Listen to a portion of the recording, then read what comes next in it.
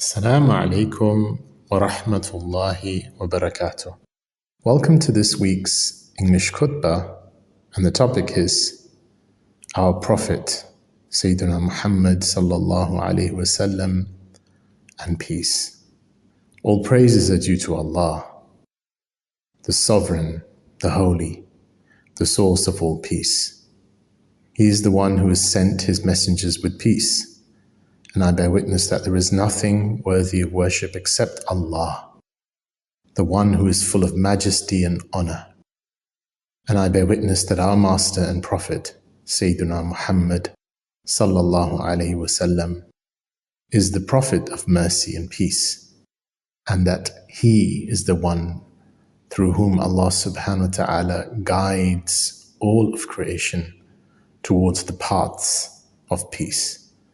O Allah, bless him, his family, and his noble companions. To continue, I advise you, O servants of Allah, and myself, to have taqwa of Allah. For He the Most High says, وَاتَّقُوا اللَّهَ لَعَلَّكُمْ تُرْحَمُونَ. And have taqwa of Allah, so that you may attain unto mercy. O believers, whenever our Prophet Sayyidina Muhammad sallallahu alaihi wasallam is mentioned in this world, tongues rush to send their salawat, their peace and blessings upon him.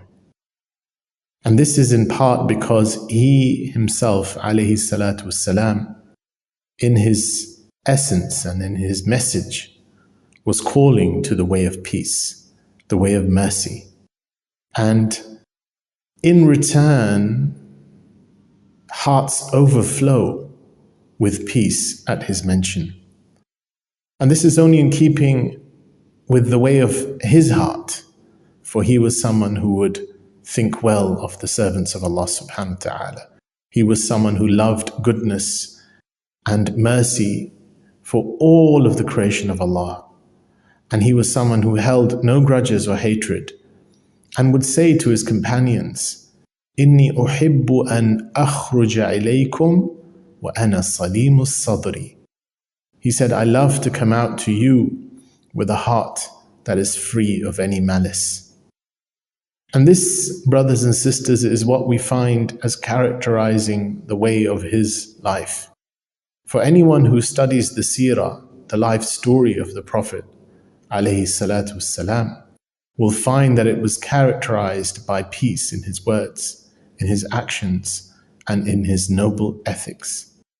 We find this embodied in the manner by which he would initiate greetings of peace to whomsoever he would meet, and how he in turn encouraged the spreading of peace amongst all people. It has been narrated and reported from him that he said that one of the best traits of Islam is to تقرأ السلام على من عرفت ومن لم تعرف, is to greet with salams, with peace, those who you know and those whom you do not know. And the Prophet ﷺ would not only make peace something by which greetings are to be uttered, but peace as a value by which generations were to be nurtured. And that's why the Prophet ﷺ wanted every home to be an embodiment and a place of tranquility and peace. And so he ﷺ said, إِذَا دَخَلْتَ عَلَى أَهْلِكَ فَسَلِّمْ يَكُونُ بَرَكَةً عَلَيْكَ وَعَلَى أَهْلِ بَيْتِكَ. He said, when you enter your home, greet them with peace, for it will be a blessing upon you and upon your family. So the Prophet ﷺ was emphasizing the role of peace and how peace starts with those most nearest and dearest to us. And that is one of the reasons why he emphasized his own companions and encouraged them to so adhere to this value of peace that they become central in the spreading of this peace amongst all of the people of this earth. And that's why it's reported that he said, alayhi salatu wassalam, Inna salam ismun min asma'illahi ta'ala. He said, indeed, peace is one of the names of Allah subhanahu wa ta'ala, the most exalted. وَضَعَهُ اللَّهُ فِي الْأَرْضِ, that He has placed, i.e. this name of peace on earth. فَأَفْشُوا السَّلَامَ بَيْنَكُمْ, so spread peace amongst yourselves, O human beings, O companions. And so, brothers and sisters, this is a command from the Prophet ﷺ, which means each and every one of us needs to ask ourselves in our relationships, at which point are we making the choice, an active choice, to pivot towards peace? And we are all responsible for this decision, because this pivoting, this decision to make peace a central principle of our lives is something that bears its fruits even in the most darkest and most difficult moments. And so you find that those who are characterized as being the wise are characterized with this trait of peace. Those who are thought to be virtuous and thoughtful are those who find peace as their way of disposition. And that's why Allah subhanahu wa ta'ala says in the Quran, وَإِن جَنَهُ لِلسَّلْمِ فَاجْنَحْ لَهَا وَتَوَكَّلْ عَلَى اللَّهِ. And He said, and if they, i.e. even those who are opposing you, incline to peace, then incline to it and place your trust in Allah subhanahu wa ta'ala, or upon Allah subhanahu wa ta'ala. And so the way of the Prophet ﷺ was even with those who had committed atrocities and harmed him and those he loved. When the choice came to choose the way of peace, then he would always demonstrate that choice by being that person who chose the way of peace. And we find this at this unparalleled historical moment when he's returned back to Mecca, and the opening of Mecca, years after he had left it and under persecution, and had faced many of its people who had sought to attack him and to kill him and to drive him out. And he asked them at that point, he said, مَا تَرَوْنَ أَنِّي صَانِعٌ بِكُمْ. He said, what do you think I will do with you? And they replied, calling to the generosity and mercy that they knew was part of his essential character, saying, we expect good for you, good from you. You are a noble brother and the son of a noble brother. They were calling to mind his kinship bonds and what they knew of his lineage.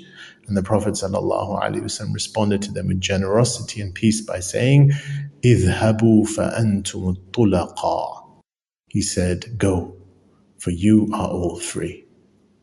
So brothers and sisters, if this is the embodiment of our noble Prophet ﷺ, demonstrating his prophetic character when it came to those who had opposed him and done several things that would require from an element of justice, you would think retribution, but he would forgive them for the sake of Allah subhanahu wa ta'ala, choosing the way of peace, then how should it be with those who are closest to us, with our families, with our neighbors, and with our friends, when we find that inevitably part of humanity is that there will be difficulties, but we should reflect on all our dealings and ensure that none of this translates into a relationship of animosity, but rather that we ensure that our relationships are characterized by peace and that we refrain from harming others. For the Prophet ﷺ said, Al-mu'minu man amina nas. He said, the believer is the one from whom the people feel safe. And in another hadith, he said, وَالْمُسْلِمُ مَنْ سَلِمَ النَّاسُ مِنْ لِسَانِهِ وَيَدِهِ. He said, the Muslim is the one from whom people feel safe with regards to his tongue and hand. In other words, the Muslim is the one who should be characterized as a person of peace, whose tongue echoes peace, whose hands demonstrate the way of peace. And so let us be people who are peacemakers. Let us be people who make the foundation of peace something that it becomes the very essence and foundation of our lives. that we seek to find tranquility in our hearts and to free them of grudges and hatred in accordance with the words of Allah subhanahu wa ta'ala when He speaks about those who will be successful. And He says that those who are successful, as opposed to those who will be unsuccessful, are those who إِلَّا مَنْ أَتَى اللَّهَ بِقَلْبٍ سَلِيمٍ, that those who come to Allah subhanahu wa ta'ala with a sound heart will not be from those who are the losers. So brothers and sisters, let us spread peace in all aspects of our lives. Let us ensure that we greet others with it, but this greeting is not just a surface greeting with the tongue, but that it be embodied in its meanings in our hearts. That whomsoever we greet, and we greet with this greeting, we ensure that we are people who are genuinely spreading peace amongst ourselves, and that we make this a means by which we intend to draw nearer to Allah subhanahu wa ta'ala. For the Prophet sallallahu alaihi wasallam said, "Afshu salam kay ta'alu." He said, spread peace so you will rise. In other words, those who spread peace are those who become elevated in the pages of history and in the degrees by which civilizations are to be known. And this is something borne witness to in the annals of history. So servants of Allah, let us make this our intention. Let us purify our hearts. Let us make peace the foundation of our lives. Let us ensure that our homes are homes of peace, that our dealings are dealings of peace, and that we in turn disseminate and spread this peace amongst ourselves and our communities, and ensure that we are people who add peace to this world, not people who cause harm and destruction. For this is the way to enter unto the Dar as-Salam, the abode of peace, as Allah subhanahu wa ta'ala says, لَهُمْ دَارُ السَّلَامِ عِنْدَ رَبِّهِمْ, for them will be the home of peace with their Lord. So I say this and ask Allah for forgiveness for myself and for you. So seek His forgiveness, for He's the most forgiving and the most merciful. And with that comes to an end this week's khutbah. Assalamu alaikum wa rahmatullahi wa barakatuh. This khutbah was brought to you by Idha'at al-Quran Abu Dhabi.